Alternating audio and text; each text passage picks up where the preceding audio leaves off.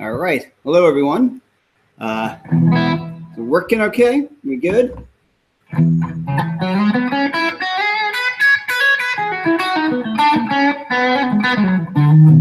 Everything sound good? All right. I'll just assume it is. All right. Okay. So what I wanted to do tonight is, I teach a lot, as you guys probably know. And so what I'd like to do is just answer any questions you may have. I mean, I'll talk about some teaching stuff, but I'd really like to open up to these questions and take it from there because, I'd like to do that. So please, any questions you guys have.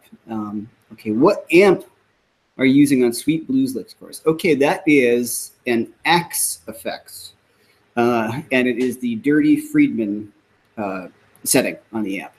I had a Dirty Shirley by Friedman, Dirty Shirley. I had one of those for a while, and I liked it. It's a really great amp.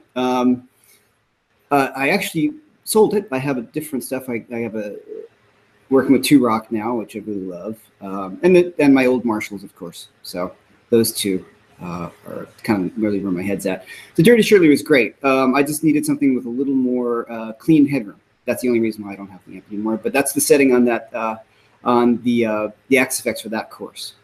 Okay, and the X Effects is great. Right now I'm playing through a plugin just called S-Gear because I can just handle the volume easily.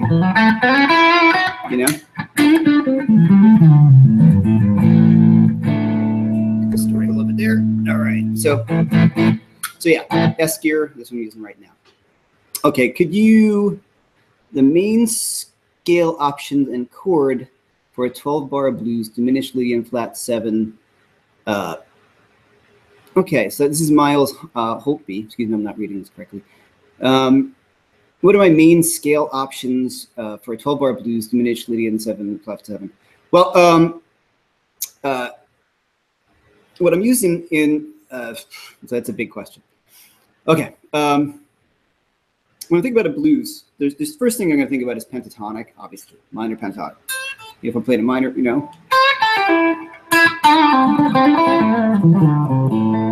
And I would say the first thing to do is to really work on that. I know it sounds like a lame-o answer, like, I want to know more scales, but I'll get to that in a sec. But first thing is just being able to,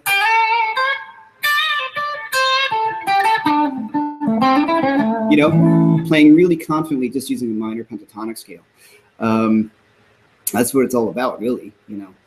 Think about what it is that I use when I solo. It's major pentatonic, minor pentatonic, sometimes the modes, and then sometimes diminished.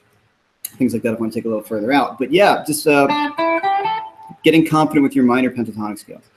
Also the major pentatonic too. So,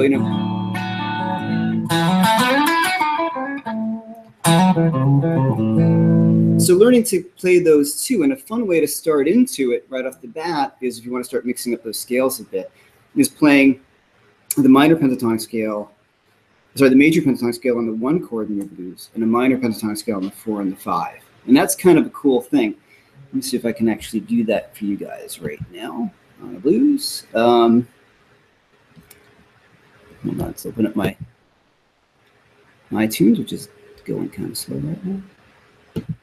Let's just get a blues. All right, let's do something in D flat or C sharp. So I like this jam, wherever it is, somewhere. Give me a sec. There we go. Might be too loud. Let's see how it sounds. Okay, so minor pentatonic or major.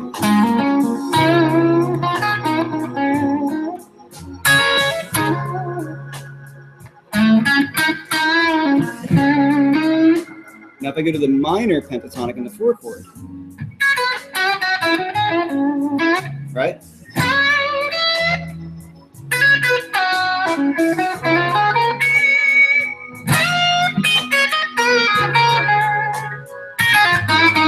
A minor again. New strings.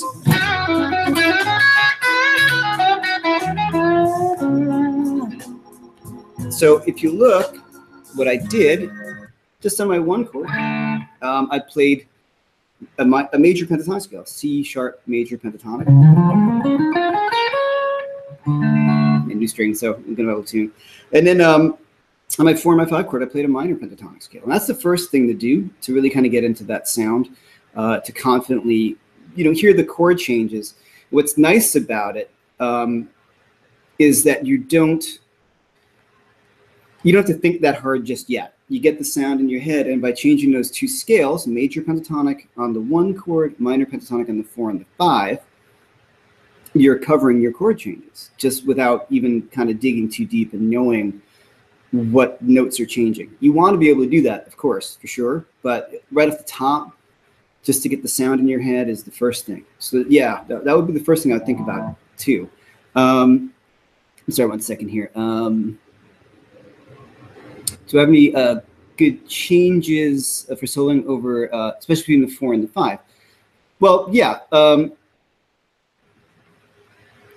Without getting too deep yet, I'm just going to start mixing major and minor pentatonic together. So it's a major pentatonic scale and a minor pentatonic scale. And my course, the Dirty Sweet Blues Licks, does this quite a bit. So let's check it out. Same thing. So I'm going to use major, kind of mix the 2 together. A minor.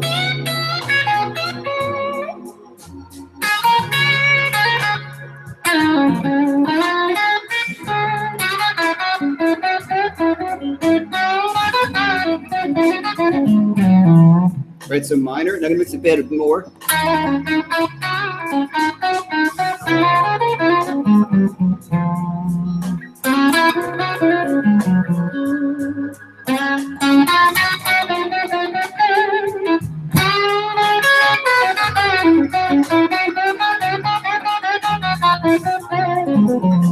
Okay, so that was sort of mixing the 2, and I don't want to say, oh, it's that easy, but that's really what like Clapton and guys I love like that, Peter Green, Mick Taylor, B.B. King kind of do, is mix the major and the minor. But the first way to start doing it is the major on the 1 chord, minor on the 4 and the 5.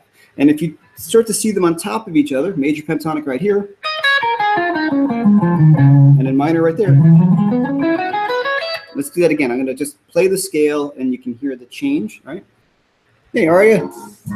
All right, so major pentatonic. It's going to play the scale.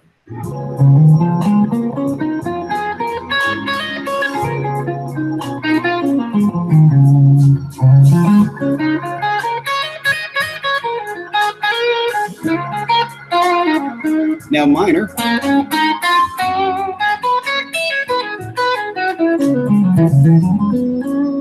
Right, major again.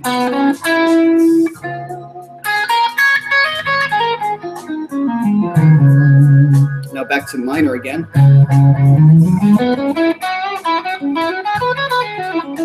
Minor.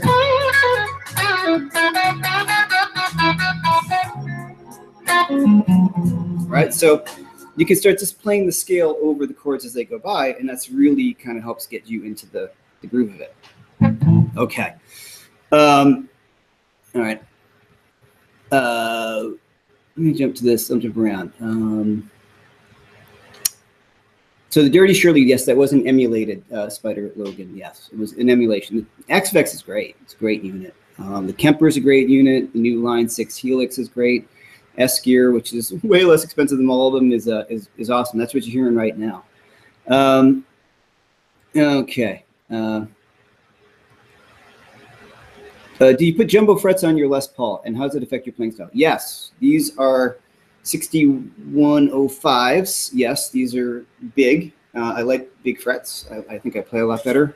I grew up playing metal stuff, Charvels and Jacksons, and I had the 6100s, which I like too. Usually on Fender style guitars, it's 6105s.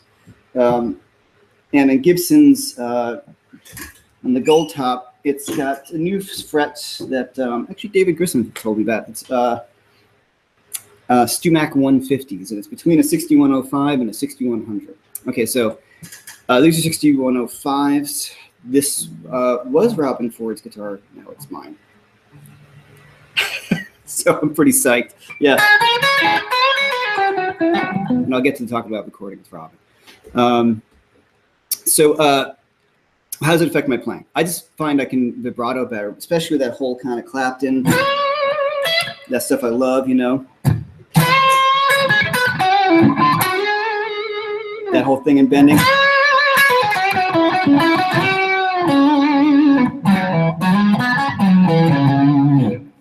I don't really like feeling the wood underneath my fingers.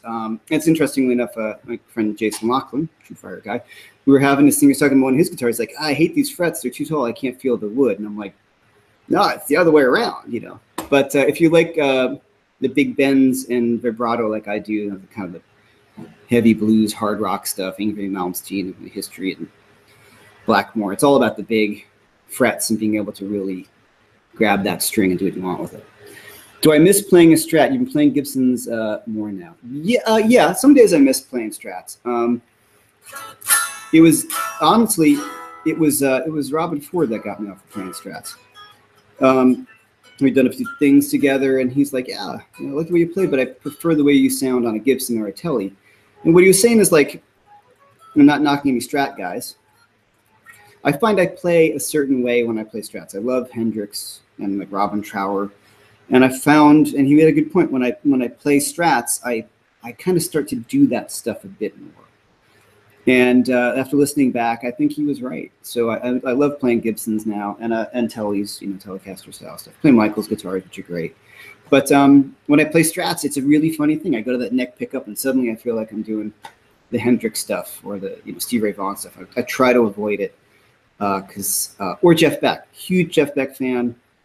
I start using that bar, and then suddenly all the Jeff Beck stuff comes out that I worked on.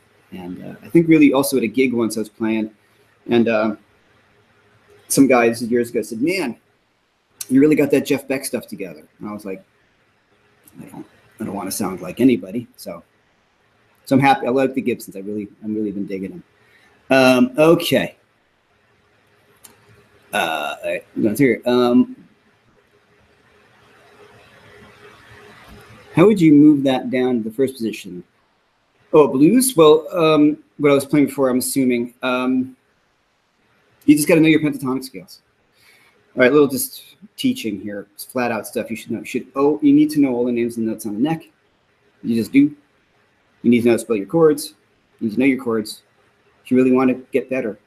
And at least your 5 position of the pentatonic scales to start off with. That's just like kind of a prerequisite. You need to know it. It's just so moving around to a different position shouldn't be that difficult. I mean, obviously certain positions and keys you're going to play in more often than others. Playing E and A a lot, playing rock and blues and stuff. You don't play an A flat that much, right? So some things are going to be better, more common than others, but B flat is really common in blues, especially if you're playing with horn players, because for them that's like playing in G for us. So got to know those scales and chords. Okay, when you're soloing, do you think of licks and patterns as opposed to scales? I try not to think of either, honestly. I know it sounds really corny. I try to think of music, and it's people can be frustrating when they say stuff like that. I just think of music, and it sounds lofty. I don't mean that. I really try to avoid playing licks as much as I can because they're very obvious sometimes. So for me, it made me slow down a lot more as a player. Now, I have licks. I'm not saying I don't. I'm not saying I haven't practiced licks, because I definitely have. But I think about licks maybe more from playing faster, you know, those kind of things you can pull out of your bag and shred on. But I'm playing slowly. I really try to think melodically. And I'm always trying to think melodically as much as I possibly can. But if you're ripping, thinking melodically, that doesn't work. That's when I start falling into patterns. So hopefully that answers that question. Oh, Spider, great. I'm glad it was a really helpful tip. Thank you very much. What was it like to record? Okay, Robin Ford. Okay, what's it like to record with Robin Ford? What can you expect from forthcoming album with Robin Ford? Originals or covers, and when will it be out? Okay, Robin and I have been friends for a while. We did a workshop, his workshop. I worked that with him. I've taught with him a few times, and I co-produced his first 2 TrueFire courses, and we became friends. Started doing the workshop together. We did some playing together here in Brooklyn, and we just hit it off. And we just decided it'd be kind of fun to do a record together, which of course I was overjoyed with. And we split the songs down the middle, and there's one cover. It's technically, Robin produced the record. I asked him to produce it because he's getting into producing. So it's going to be my record featuring Robin Ford. It's not like we're like a duo because it's, you know, he's producing it. But he wrote half the songs, and he plays piano on a song, which he plays really, really well. I was like, oh, great, another talent. And so, yeah, half my tunes and half his, and one cover. You got to wait for the cover. Starts and ends with Fleetwood Mac. All right.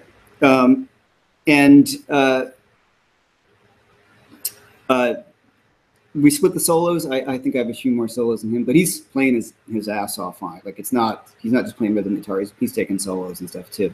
So it's a real collaborative record. And interestingly enough, there are no blues tunes on the record. It's not a blues record, which was really an interesting twist because I wasn't sure exactly where it was going to go. So it's not a blues record. So it should be kind of fun. I'm looking forward to it. It's really cool. We're both really, really, really happy with the record. Recorded it in Nashville with Terrence Clark on drums and Anton Nesbitt on bass, and great players. I'm really happy with the way it's coming out, and looking forward to finishing it up. And it's getting pretty close. And when will about, yeah, maybe October, something like that. Just want to take our time, got to get it mixed and mastered and all that. So as a musician, it was one of the highest points of my career. So it's been a real honor to work with him and have him as a friend because it's really pushed me forward. And he likes what I do. So, you know, it's good. It's been fun. So thank you for the questions on that. Eric's just still done. You like big frets and you cannot lie. Oh, there you go. You can watch this on YouTube later. Mixolydian mode examples. Hold on. Okay. Because there's some insight and aha moments. I'm training to hear chord progressions quickly. Maybe an album that works with various study exercises. Yeah, you know, I'm sorry, I'm just looking at this, reading the questions and thinking how to answer that. You know, since I came from a blues and a rock background, and you know, I studied jazz in college and studied with something like Mike Stern for a bit and Wayne Krantz and stuff. So I got pretty heavy into the chord changes. Not as good as I maybe thought I was at it at one point or something. I don't know. But it's listening. And the more you start hearing chord changes, like say if I'm listening to a song, I'll try to envision in my head what the chord changes are going by. So even if it's like a blues, I just really want to hear that.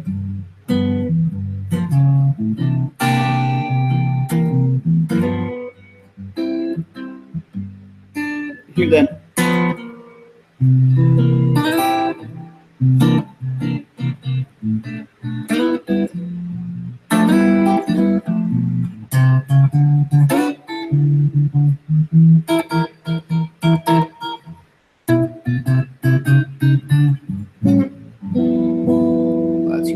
So what I'm saying is I will listen as I'm listening to music, try to figure out what the chord changes are away from the instrument and go figure it out.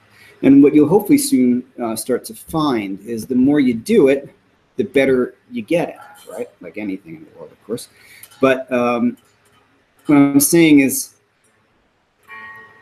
the more you do it and the more you introduce sounds in your palette, like say like you know, major pentatonic or mixolydian or something like that, the more you hear people, the more you practice it on your instrument, the more you'll hear it when somebody else is doing it. You know what I mean? Somebody will play and you're like, ah, that's mixolydian. He just played this, he just played that. And those were some of those, Christian Larson, some of those kind of aha moments for me where I was like, wow, I heard that. Like I heard that chord change. Wow. But it really came back down to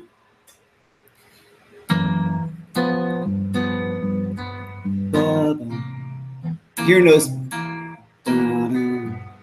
like when talking about blues, like just, you know, I knew those TrueFire.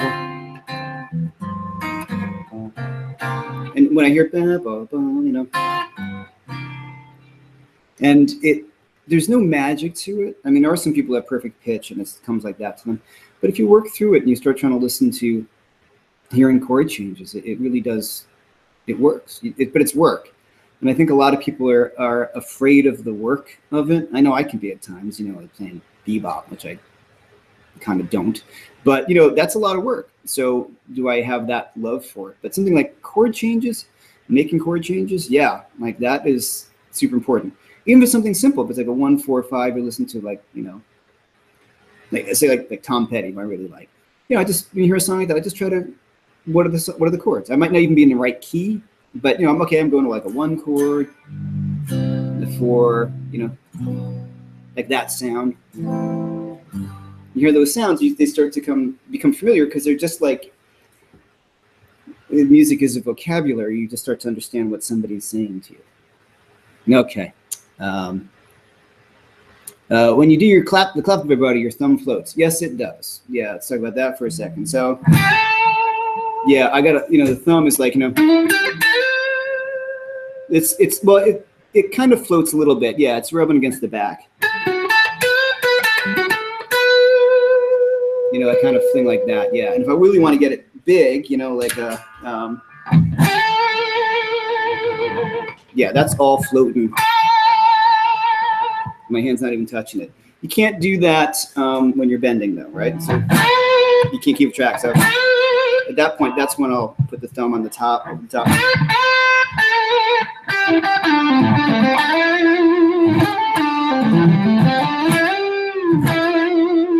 Right, to get that kind of big clapping thing. What else? Oh, a little behind. Do you have any? Do you do any hybrid picking, and how hard was it to learn? Yeah, I hybrid pick all the time. It was not that hard. It's just like anything, you just got to spend some time on it. And the guy who turned me on to it initially, 2 people, Billy Gibbons and David Grissom, who's a great guitar player friend of mine. And his courses are on TrueFire. He talks a lot about hybrid pick and stuff. So definitely looking at his courses on this too. But I'll show you a lick that really started getting hybrid picking together for me. All right, so the right hand is just this. So I'm just playing the A minor pentatonic. I have C and E to A. I'm going to go down to my G and back up. In my right hand, let's see if my, boom. So my ring finger, my middle finger, my ring finger are going to get the G and the B string, and my pick is going to get the D string. So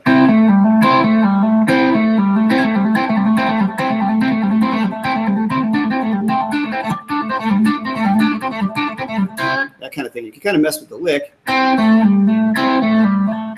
And Jeff Beck too. Yeah, I forgot about him. I'm gonna forget about him with this stuff. So that that kind of thing.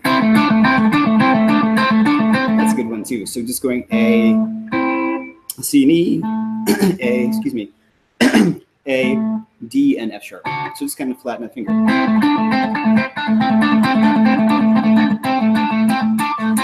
That would be the first one. And of course, you know, on like Billy Gibbons. You know?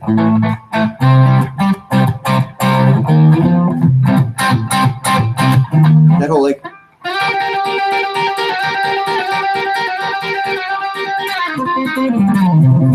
That whole stuff.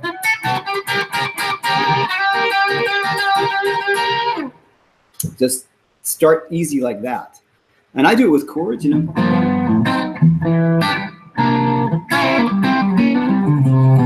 I like that a lot because it's got a kind of a strong bass thing. But keep it simple, right? That first thing. Okay. Oh yeah, and by the way, all of my courses are on sale. All the courses, back to school sale. Woo! All right. Can you talk about how you got together with Robinson, how much he's rubbed off on you? He's rubbed off. I've been a fan of his since Talk to Your Daughter came out. So, you know, I owe a ton to him as a player. I think as a lot of guitar players do. Okay, when I start to learn a lick, I immediately start to embellish and make it my own. I never learn how to play it how the original artist intended it. Well, good. Yeah. Good for you. That's great, because that's what you want to do, right? I am a huge proponent of figuring out other people's guitar solos. The reason for that is it's vocabulary. I want to learn what they're doing, and then after a little while, it starts to become my own. I'm not interested in copying somebody else's solo for the sake of, recreating somebody's solo on a gig. New York City garbage truck. I'm not interested in that because, that's not interested in sounding like somebody else. So, but the idea of learning somebody else's licks to help build up my vocabulary, yeah, sure. That's what Miles Davis did. That's what Albert King did. All these guys talk about, like Miles talk about Dexter Gordon, all these guys that they would listen to. Coltrane figuring out Miles, and Clapton talking about Albert King, Albert Collins, B.B. King, and all this kind of stuff, Robert Johnson. And so it all goes back to just building up your vocabulary, but not, for me, not for the goal to sound like anyone. Excuse me. Okay, Mark McShane, can you speak about how you visualize the fretboard? Thanks, I love your TrueFire lessons. Oh, thank you very much, I appreciate it. That means a great deal to me. TrueFire is the best, as people too, but I love the place. How do I envision the I don't think about scales. I mean, that's not entirely true. I don't want to sound like I don't think about scales. I have a lot of freedom at this point on the fingerboard from years of practicing, right? So, but first thing I'd recommend that you do is look at one string at a time on the guitar, right? So E, F, G, A, B, C, D, E, F, G. Know those chords. Be able to say them and play them forwards and backwards. I don't know. I'm trying to sound like I'm lying. I don't really know what fret that is. I know it's 22 fret guitar, so it's got to be the 20th fret. But I don't look at it that way. I know that that's a C, and I can't. When I have to call out fret numbers up here, I just keep my brain starts frying. But I know that's a G, that's a C, that's a D, that's an F, that's an A. I know that. So fret numbers to me are that's more difficult because I just know the names of the notes in the neck. So that's what I kind of touched on earlier. Just it's exceptionally important to know the names of the notes in the neck. Do your natural key. Do all the natural notes first. The key of C major, no sharps or flats, just the white keys on the piano. It's the same as you play them. I'm going to play B, C, D, E, F, G, A, B, C, D, E, F, G, A. And same in reverse. A, G, F, E, D, etc., etc. Someone was texting me, wanted to make sure it wasn't somebody telling my video's not working anymore. Let me turn this around. So yeah, so going down, say them as you play them. Once again, so G, F, E, D, C, B, G, A, B, C, D, E, F, G. And it's important to say them in reverse because if you have to say the alphabet backwards, I think it's difficult. But if you're looking at the frets, then you're thinking the notes. All right, so the next thing I recommend too is kind of randomizing the stuff. So you can make up flashcards with all the notes. All right, so let's say you have F. So I can play an F on each string. In one octave, okay? So that's really helpful because you try to avoid, it's easy to start doing the counting method, right? Okay, well, I want to know what that note is, okay? F, you know what I mean? You don't want to do that. You want to get to the point where you know it cold. And that's how I envision the fingerboard with particular keys, like say if you're talking about like A minor, I don't even think about it. I just know where the notes are. It's like, riding a bike or any cliche like that. If I want to play A flat Lydian flat 7, then I got to think about it a bit more. But I know what the notes are at that scale, and I might not have the freedom that I do in A minor, but I don't necessarily have to think fingerings. I'll just know what notes are in the scale, and I know what they are on the fingerboard. So there's no shortcut to it, and it's the secret. That and triads. Know your triads. We'll talk about that in a second. Okay, so are jazz blues and 12-bar blues separate animals? If not, do you see a jazz blues as 12-bar blues? Yeah. Oh yeah, Kristen. Yeah, check out Random Note Generator on Google, guys. Thank you. Yes, perfect. Exactly. Just use that. All right. Someone's calling me. Sorry. Yeah. All right. So, okay. Are jazz blues and 12-bar blues separate animals? If not, would you use what would you use for jazz blues over? Okay. Yeah, jazz blues and 12-bar blues are separate animals. Now, there's a Scott Henderson video where he's talking about guitar, and obviously, I'm a Scott Henderson fan, and he's talking about jazz. Blues is jazz because it's the first step into, if you want to play it, I don't want to say proper, that sounds kind of snooty. If you want to play it a little more sophisticated as opposed to just playing a pentatonic scale, A minor pentatonic over the whole thing, you need to know what notes are in the chords and what's the proper scale for each chord. And that would be mixolydian for each chord.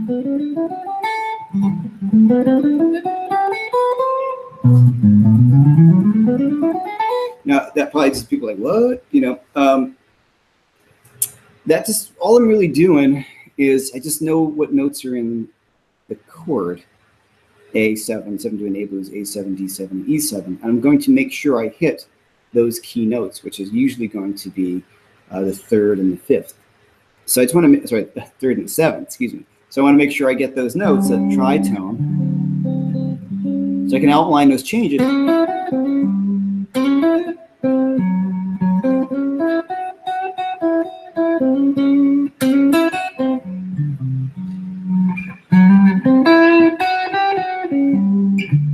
Right?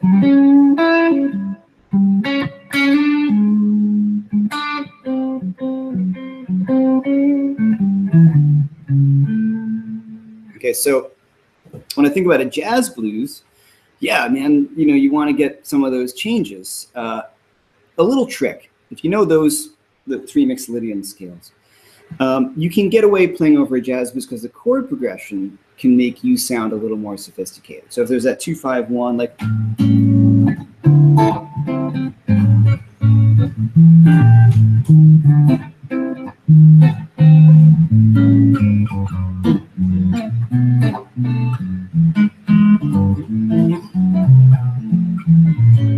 right, if somebody's doing that, if you kind of know you can play mixolydian on 1-4-5, you can get away with, you can kind of do it. And the chord progression, or even pentatonic, because the chord progression will be, make the notes that you're playing sound a little more sophisticated. So that would be the first thing I would do, is put on a jazz blues and play what you know over it and see how it works. Because sometimes it sounds really good. A blues lick sounds really cool over that because it's a blues, right? But at some point you do want to think about the 2-5-1 stuff, like, yeah. That's terrible.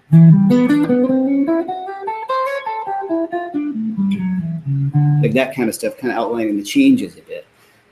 It's been a little while. Okay.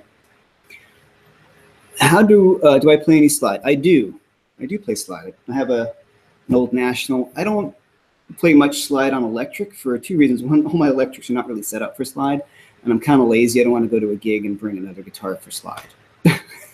You know what I mean? Because you know, I like 10s. My action is not low, but it's not high. But for a slide, I like a heavier string and a higher action. But I do like slide. How do I feel about different tunings? I despise them. That's a lie. No, they're great. You know, when I play slide, I'm usually in open E, D, or G, or A. You know, G and A are the same tuning as the whole step. And open D, I think slide sounds more correct. When I play slide, I mostly play like Delta blues stuff, and so that's all in open tuning usually. But you know, there's a lot of great slide players out there. I can do it, but you know, when Sonny Landreth exists and Derek Trucks and guys like that, you know, I'll leave it to them because they have the freedom to play in open tunings that I don't, and it's a matter of lots of time and dedication to that. Okay, what's a TrueFire online private lesson like with you? That's a good question. Okay, well, you can take private lessons with me on TrueFire, and you can also join my online classroom, which are the continuing lessons where we do,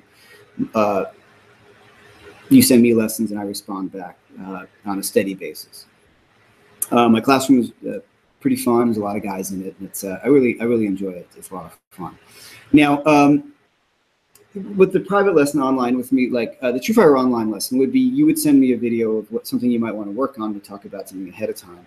And then we could focus in on one particular idea if it's a one-off lesson. And of course, you could add many, we could follow through.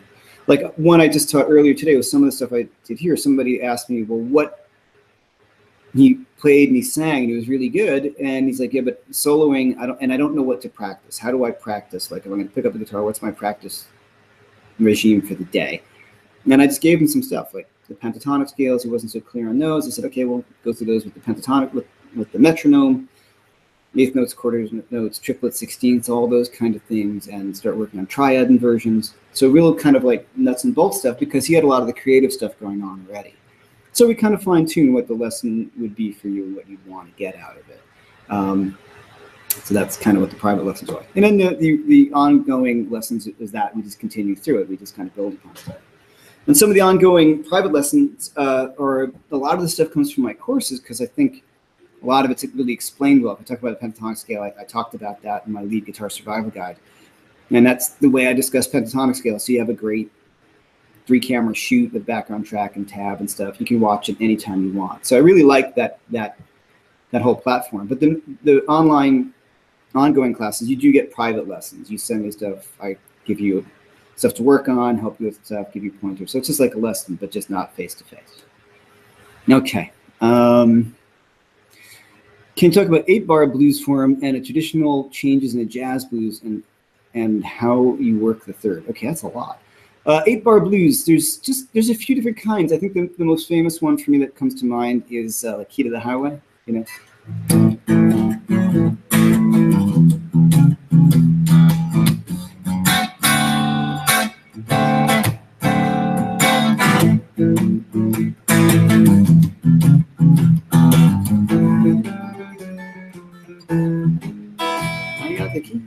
Right? So there's a few others like Need Your Love So Bad, B.B. King / Peter Green tune, you know.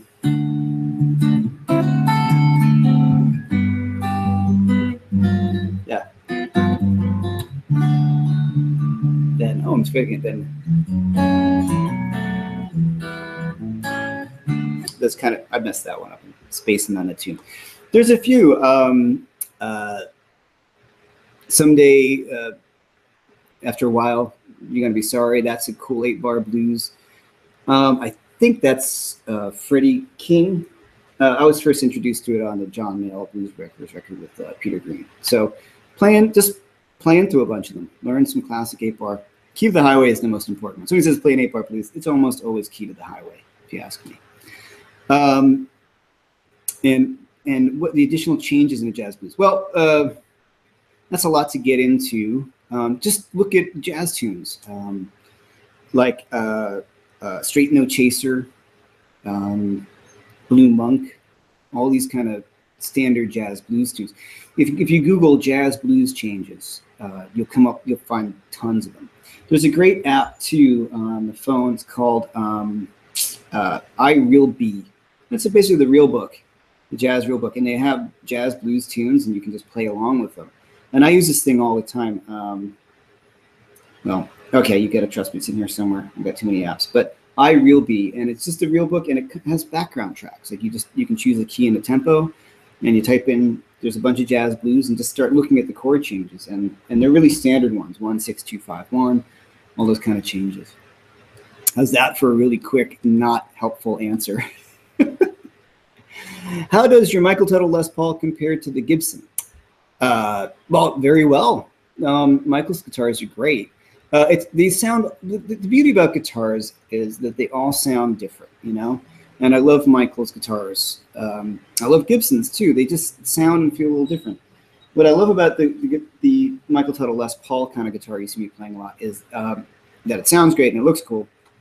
It's also, it's really rugged. I can bring it, I can fly with it and not worry about some of the problems that you have with like a headstock on a Gibson. But Michael's stuff is great. The frets are great, so I'm a big fan. I've got a few of his guitars. So they just sound different, you know. Like my Gold Top's a little more rock sounding, you know. So they just have a different kind of feel or a different kind of sound. It's a key. Okay. How much stuff? Well, all right, what I got here. All right. If you're ever in Austin, yeah, I know David's at the Saxon Pub. We played together here in New York, and he is a monster and a half. Okay, maybe a word on the tone knob. Okay, for the Eric Clapton woman tone. Okay, yes. So let's talk about that for a second. All right, so there's a great video from Clapton that's here on YouTube, and it's from the farewell concert where he's being interviewed by this annoying interviewer guy. And he talks about the tone knobs and things like that, and it's just awesome. And that's how I learned a lot. So the woman tone, I'm on a neck pickup, and you just turn your tone knob back to find a sweet spot. And it's different for every guitar. You don't want to maybe turn all the way down, depending on how much, what the capacitor is. So sometimes people, like on my guitar, like the caps will pick in it'll be the right sweet spot somewhere else, depending on the capacitor you have in your guitar and the value of the pot. These should be 500K for Gibsons or Les Pauls, but the capacitor on the pot makes a big, big difference. Okay, so let's go to that neck pickup. Right, so you got that, like, yeah.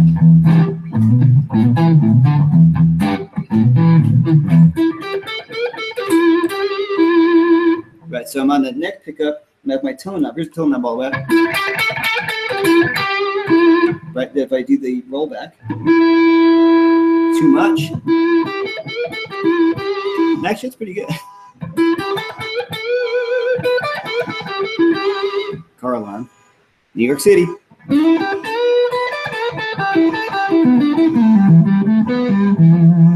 anybody care about a car alarm anymore? All right, so.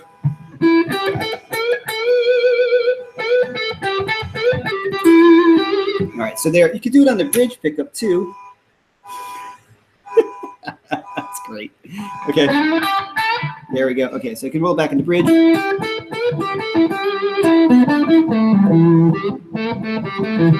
It gets more of the neck thing. Yeah.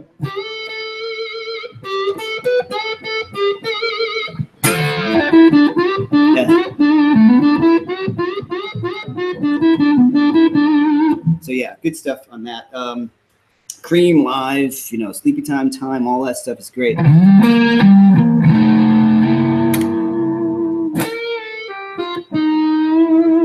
that kind of stuff. First finger bends. I got all that from him, as I think we all did. What make and model of picks are you using? Dunlop Jazz 3 Ultex. They're great. I love them. For years, I played those Gator ones, and I was like, why can't I play faster than I am? And I started using these, and I realized that's the trick. Like Eric Johnson, he uses these. He plays really fast. Joe Bonamassa can play really fast. He uses these. Now, I don't use them just so I can play really fast. There's guys who play really fast who can use them. I like the sound of them, too. Sometimes we use a pointier pick. They don't sound as good. I like the Ultex particularly for just the way I play. I just think of the Jazz 3s I've tried, I like them the most. And also, I like when I hybrid pick, they feel really comfortable to me. And on picking, I also turn my pick around a lot to the back part. So, and I know Robin does this. A lot of guys do this too. So if I'm going to go, I don't know if you can hear it through here, but if I use it neck, the pointy part, use the round part of the pick.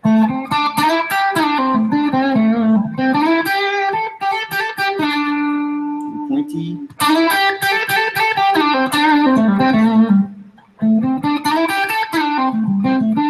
This kind of softens up the attack. I don't know if it's coming through.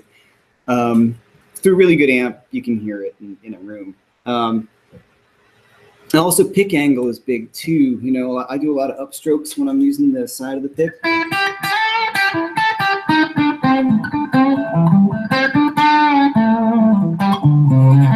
And I got this from a number of places.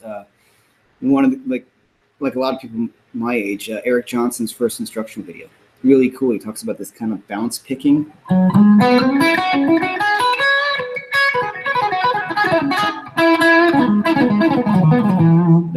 example, he does the economy. Just can't do it right now. There we go. All right. So, but that kind of faster stuff I found was really helped with the Jazz 3 pick. And I found the economy, not the economy picking, which I do, was easier with the Jazz 3. And I found hybrid picking easier. Okay.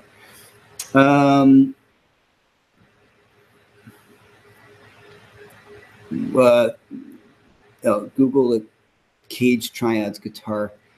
Yeah, I don't think of things in the Cage system. I know a lot of people do. I just know the notes. Not to be like a jerk, but you know, the Cage thing didn't really exist when I was learning, and at college or Berkeley, like, oh, the Cage system, I would, I just need to know where they were. I just knew my inversions, went do them, There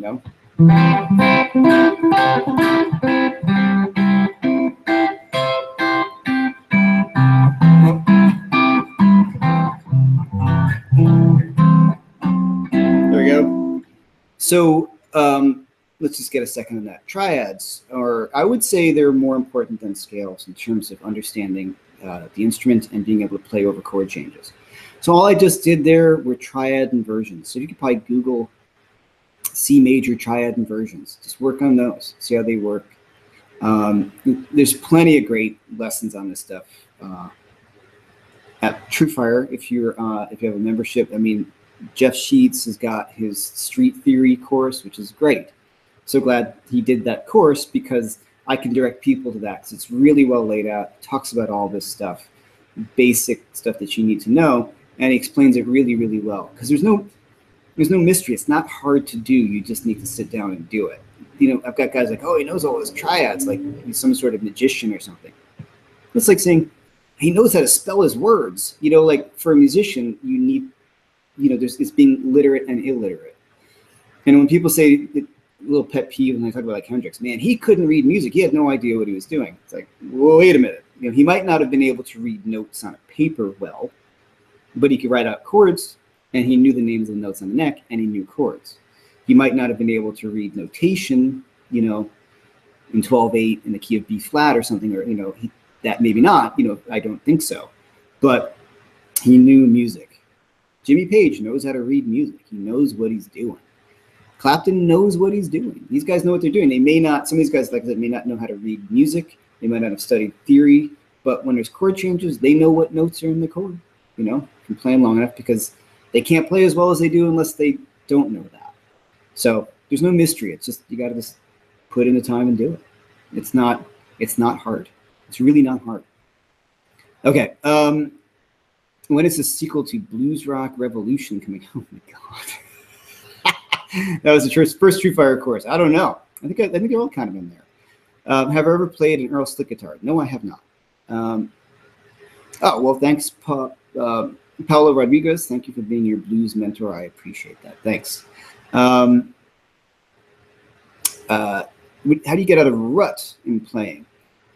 Keep on playing. That's what I do. And I will figure somebody's stuff out. I will, no matter who it is. Like if I'm, I hate my guitar playing, which I don't hate my guitar playing. The point where I feel like I'm just, I'm playing that same thing again, I'll just go to somebody who's playing and start learning their stuff with just the idea of just trying to get an idea from it. Or I'll just go back and,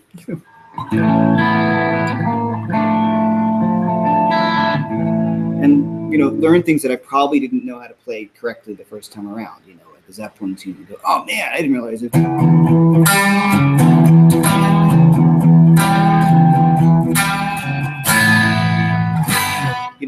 That stuff just gets me excited to play and maybe start to write something. So learning other people's stuff.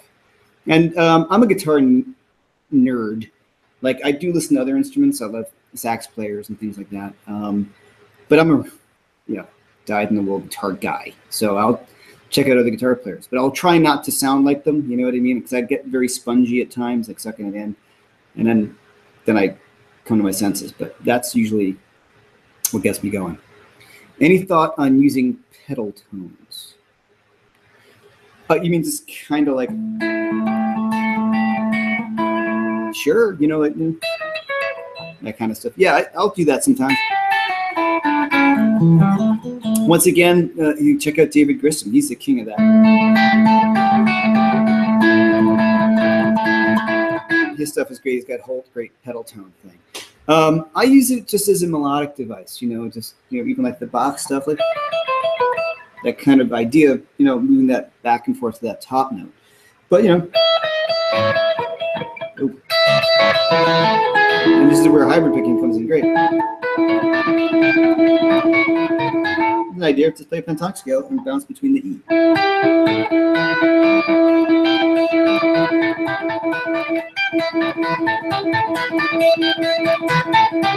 There's a great way to start working on pedal tones. Great tone, man. Thank you. S-Gear, it's awesome. It's really great. Just plugged right into it, and it's just little studio monitors and the Gibson. These are throwbacks. I just put these in. Peter Green throwback pickups. It's good stuff. With Clapton, I thought the tone was both pickups with the neck rolled back. Maybe. Could be. I don't know. I think it seemed like I've always just used it on the neck for two reasons. One, that I don't forget. I'll usually use the bridge pickup up and have the neck pickup down tone-wise. So when I switch to the bridge, it doesn't sound like that. Which, if you switch from a Strats like I did to a Gibson, it's a change because you're used to the volume not being here, used to one volume, and then you switch to a Les Paul, and it's like, so a lot of gigs I was missing stuff all the time. Pickups were on and off and all that, so. And you can do this thing now. All right. Okay.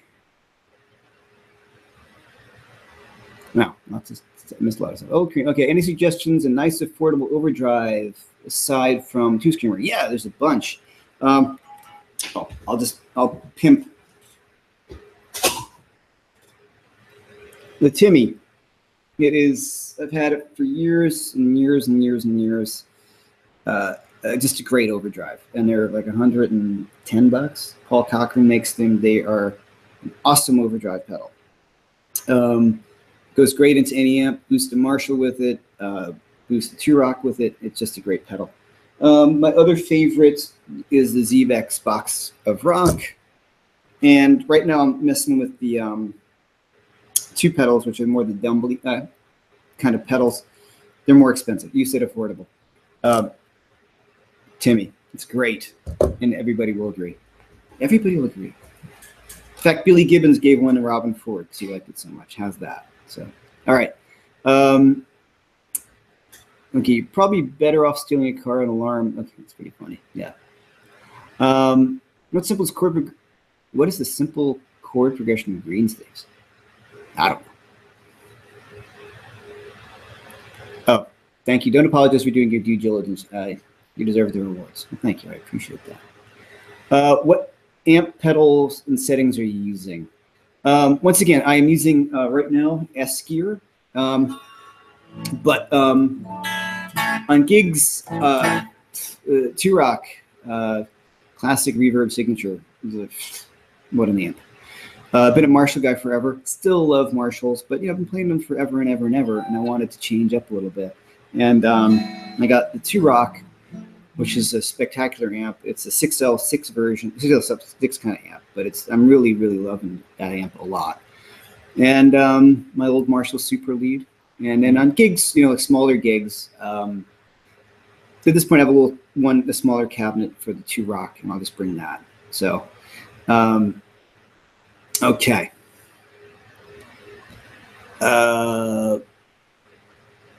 Inversion Excursion is a must course to have course at TrueFire. Yeah, I agree, and I think it's on sale, like all the TrueFire courses. So we're pitching back to school sale. All my courses are on sale too, and I got another course coming out next month, this month, an advanced solo course. It's pretty much a companion piece to the one that just came out, the advanced rhythm guitar. I'm really proud of this course that's coming out. I think it's a really good course, if I do say so myself. Could you show some Matt Schofield licks in a future course? No one seems to cover his licks. No. Matt's a friend of mine, and Matt will hopefully be doing his own TrueFire course. That is, I'm twisting his arm. He's a great guy, and I know he wants to do it, but he's been busy. So, like I said, great dude, friend of mine. I would never try to show you his licks. because he can show him himself. So you got to get Matt on here. Matt, if you're listening, get off your ass and do the course. You own all of my TrueFire courses. Love them. This is Mark Love. I was wondering if you like Vito Bratta. Wow. Yeah. I used to love White Lion back then in the day. I don't know what happened to him. Kind of disappeared. Yeah, I liked White Lion. I thought he was really good of the kind of post Van Halen guys. I liked him a lot. I was a big Schenker guy at that period, though. Schenker, and I love Yngwie and Randy Rhoads. But around that period, Schenker was the absolute man for me. Michael Schenker is freaking awesome. You missed the juke joint. Craig Smith, come back, man. Come on. Okay. What else do we have? Thank you for the Timmy suggestion. Yeah, of course. My pleasure. It's a great pedal. Like I said, I'm really happy with the Timmy. Can you demo the 1-4-5 major minor in the key of E or A? Oh, soloing over the blues in a 1-4-5, not in the key of C. Yeah, okay. I got you. Hold on, let me get a blues. And then I think we're running out of time. All right, let me find one. So I got a million play-alongs, and I want to pick one that's actually a play-along. All right, let's do. How about G? There's one right here. G. 1, 2, 3. Major pentatonic, right? No, G minor pentatonic. Major. Now minor.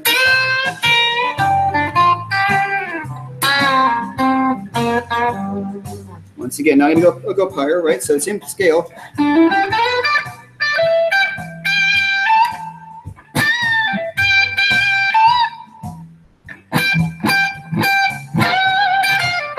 Minor, major, minor.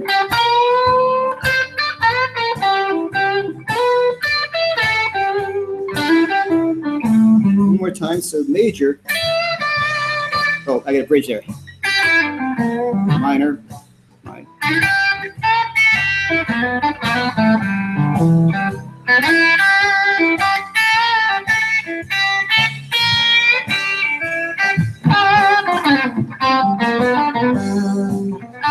Okay.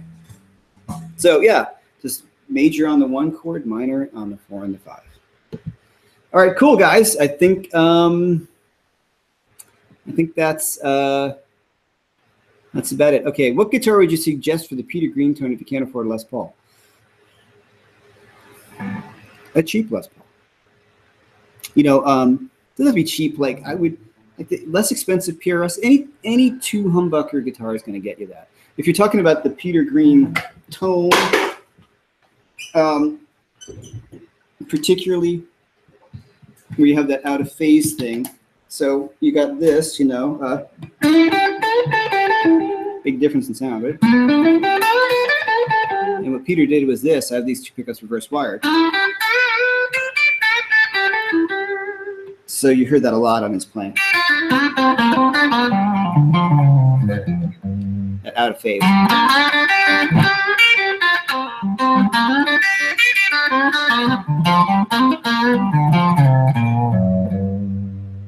Okay, so it sounds normal in the regular position. Okay, so one last one. All right, who inspired me to play guitar and why? David Gilmour, Pink Floyd, because he's the coolest. Pink Floyd, one of my favorite bands, and it was him first. Yeah, David Gilmour. Yes, Gibson SG if you can't afford Les Paul. Yes, absolutely. David Gilmour and Brian May. I was a big Queen fan, still am. But for me, it was David Gilmour, right at the top, without a doubt. After him, Jeff Beck, Robin Trower, long before Jimi Hendrix, which is interesting. So somehow I got my hands on Bridge of Sighs, and that was kind of made me a huge Trower fan. I can go on forever. But yeah, Pink Floyd. Do I ever get outside of New York? Not as much now, but hopefully they'll be happening a bit more with the release of the record. And there's been a little talk of me and Robin doing some gigs. So we'll see. Well, thanks so much, everybody, for hanging out with me. This was a lot of fun, just answering questions. I appreciate it. And check out TrueFire, TrueFire.com. We got all the sales. You can take private lessons with me through TrueFire. You can join an ongoing classroom. I keep calling it classroom, but ongoing private lessons is what we're calling it. And yeah, got a new course coming out any week now on advanced blues guitar soloing. So thanks, everyone. Right, Peter Green is advanced in music. Yeah. Reverse wired magnet. I just have it done internally. All right, guys. Thank you very much, and take it easy.